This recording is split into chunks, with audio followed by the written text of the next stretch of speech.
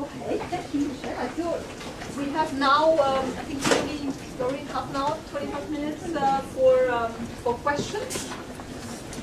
And yeah, so Michèle, I can monitor or you can take over. I don't mind doing it myself. Okay, then I'll just go. Okay, it will be simple. Listen. Okay, yes.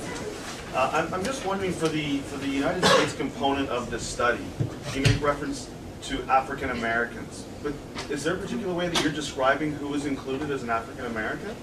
And the second part of that as well is I'm not sure, but I think I heard you mention that you had certain criteria for your participants.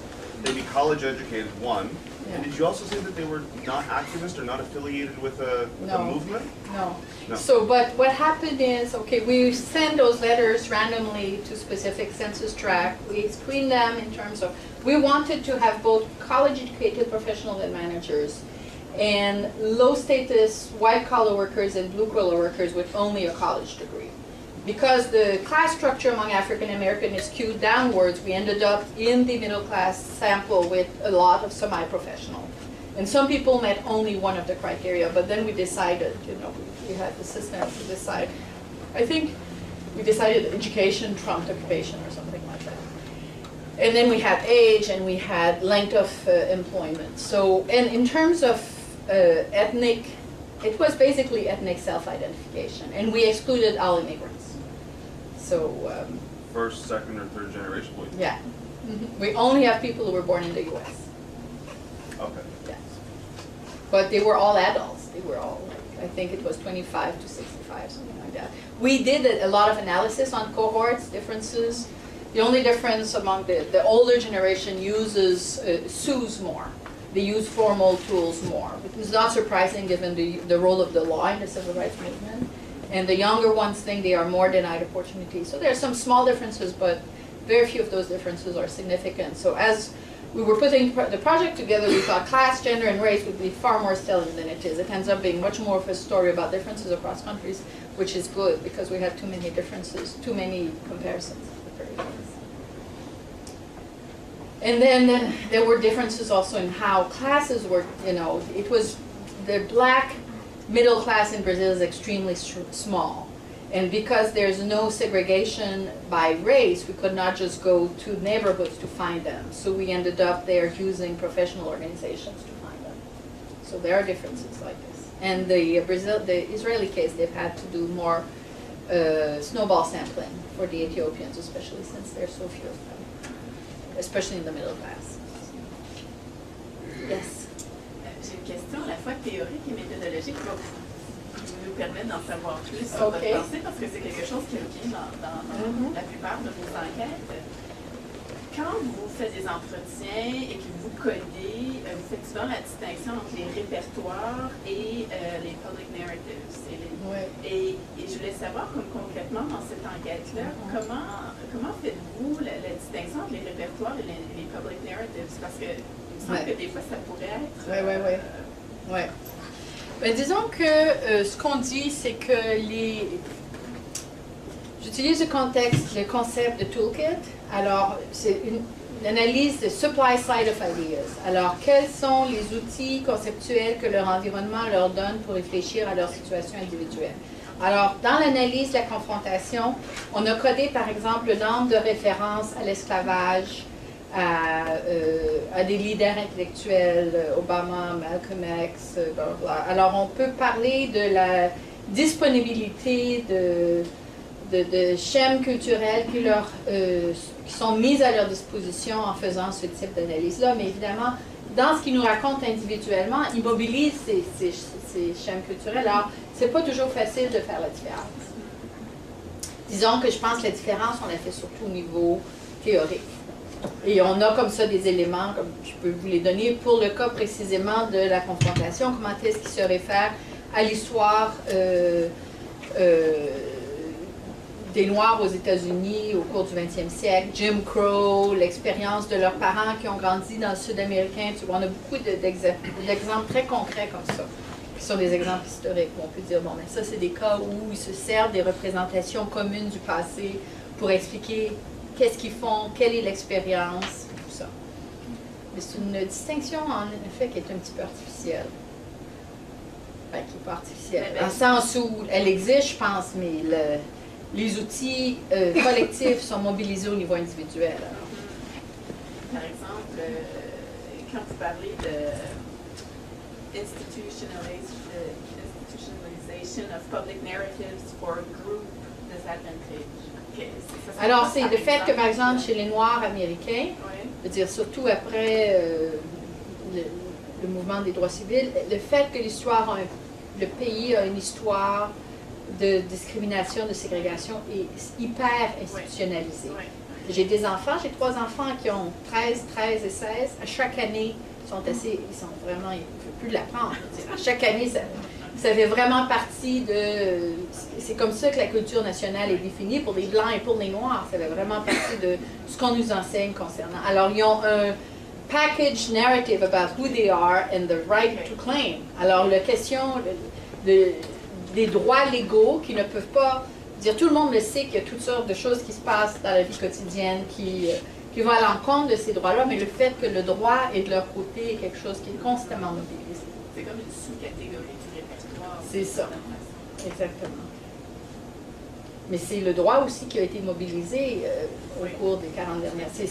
Puis c'est la question, parce que l'égalité est définie en tant qu'égalité d'opportunité, c'est très, très important. Tu vois, c'est le droit à la propriété, c'est le droit à l'éducation, c'est tout ce qui va te permettre de réaliser le American Dream. Alors, c'est pas du tout une conception d'égalité qui est semblable à ce qu'on trouve en France, un concept universel d'égalité. C'est pas we're all equal because we're human beings. Quand j'ai fait The Working Man, il y en a un qui m'a dit we're equal because I can buy a house and you can buy a house. Alors, l'idée que l'argent te rend égal, pour moi, c'était quelque chose de très bizarre, mais c'est vraiment très, très ancré dans leur... We're both middle class, therefore we're equal. Tu vois, c'est vraiment... ça présume une conception de l'égalité qui est ancrée dans le possessif, le American possessive individualism. Oui. You've mentioned it, and I have to come back to this because this is this is fascinating. You said the national differences were more important, but you mentioned gender, but you didn't. Would you go because yes. I mean now I could just imagine with reactions like confrontation that must exactly. No, there must be differences. I can't imagine otherwise. So. Yeah. Well, let's look at them. I think in terms of stereotypes. Men are more often stereotyped as threatening. I think what we find very much overlaps with what one would have, more men say misunderstood, but the differences are not big enough to be significant, which is partly why we decided not to. More threatening, more physical, everything that is coded as men operates exactly the way we would have expected it. Women are far more, when the question about what do you teach your kids, women go on and on about telling their son about, when you deal with the police, just behave, don't do anything that would provoke. They really are in dialogue with the mass incarceration and all the threats that face. And we had a lot of hypotheses. I think men, if I recall, men, if anything, engage more in management of the self because they are perceived as more dangerous. That's what I remember. I haven't looked at this part of the analysis very, but as I said, in general, I mean, we will include that in the book. The Israel case, they have only 50 respondents for each of the 3 groups. So in their case, it's even, even smaller in terms of trying. The logic here is not the logic of generalizability. It's really a logic of finding patterns by having these half women, half men. So we can talk about differences, but not with a lot. So what we do then as we write the book is turn to the secondary literature to say, how women have experienced it. But the takeaway for me is that the race character of the experience is more salient than the gender character. So it's interesting from the perspective of people who study intersectionality, And one of the co-authors in Brazil, in Israel, is Hannah Herzog. And the other guy is Nissim Mizrahi, who is a Mizrahi. Hannah has done a lot of interviews with Palestinian women, so she also has a lot of stuff. Yes? I have two questions. One about the health implications of confrontation. You mentioned you excluded people who were involved in the movement. No. You didn't actively. Actually, we did not exclude them.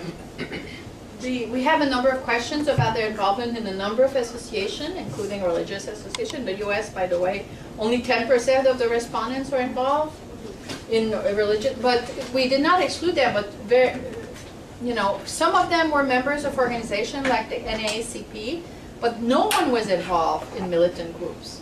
And when we compare the middle class and the working class, in Israel, for instance, we find there are a number of people who are involved in identity politics. In the middle class in general does not confront more than the other classes, but you have a subgroup of people who are often academics or, involved in who draw on the international identity politics rhetoric. But it's a very small group. Would it be not so bad for your health to be involved in a social movement or an activist role versus having to deal with the day-to-day constant rubbing down of your person because you have to be nice to people on elevators? Yeah. Like, is there a difference in health between maybe something more affirmative, like being involved in it? Yeah.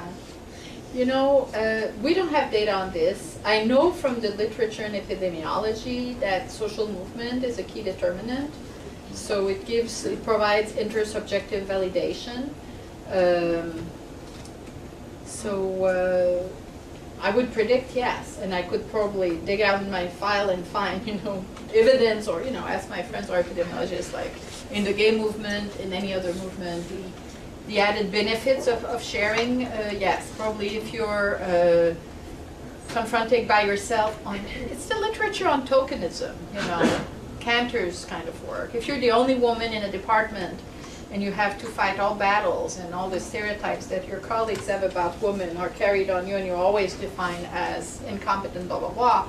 It's much harder than if, your department goes to 30% female as opposed to 15%. You then have allies and people to whom you can turn for intersubjective validation, but also to fight together. So there's a literature on that in the sociology of organization. So I think you're very right. I think when we write this part, we will have to really qualify, and confront with the organizational literature, for instance. The second question I had was, you mentioned that race trumps gender and class equally across all countries? No, only in the U.S. Only in the U.S. Yeah, because in Brazil, class is really what colors the whole thing. And in Brazil, it colors the whole, reading of what's happening. They always think it's about class before thinking it's about race. And in Israel, it varies. The experience of the Mizrahi is more filtered through class, whereas it's not the case for the Ethiopian Jews. And you see class. Where's class? Here. So low class discrimination for the Ethiopian and the Palestinian, but high for the Mizrahi, or medium rather for the Mizrahi. So if you want the details, I can give them to you. 6% of the Arab Palestinian mention being stigmatized on the basis of class, while it is the case for 11% of the Mizrahi and 13% of Ethiopians. 35% of this group feels that they are underestimated, while this is the case for only a handful of Mizrahim and Arabs. Yeah, there are differences. Yes? Yeah, I have two questions. One is about precision, because I would like to know what is the difference between mixed and medium, because these are categories to assess concentration of groupness. Okay. So where do you situate the difference? And the second one, with regard to what we have right now, is, I just, because there is something a little bit that is taking me quite a while, because I was not expecting to see that among Black Americans, self-identification is pretty high, but homophilian relationship is